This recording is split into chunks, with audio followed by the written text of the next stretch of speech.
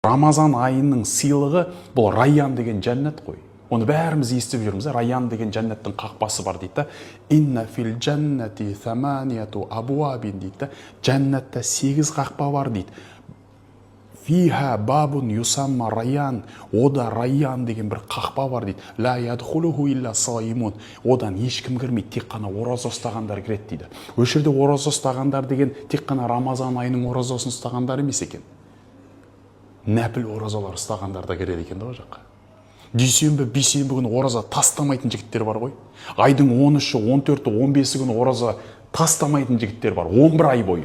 Еще одан кейін бар Рамазандықын ұстайды, одан кейін бар Шәуәлдің 6 күн ұстайды.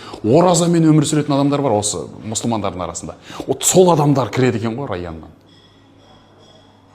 Енді сол Райян деген жәннаттың біз енді атын көп естіп жүрміз ғой. Рамазан басталса болды. Райян деген жәннаттың. Райян деген сөздің мағынасы не? Рамадан деген сөздің жаңа мағынасын түсініп алдық қой.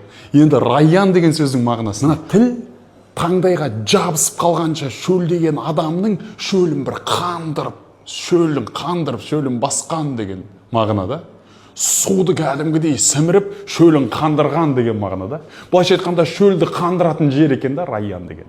Ертең ол жерге барған кезде мына шөлдеп Рамазан бойы ораза ұстаған оразашылар, ашығып қарны ашқан оразашылар ан жаққа барған кезде кәдімгідей мәз-майрам болатын жер болғандықтан да Райян деп аталған дейді.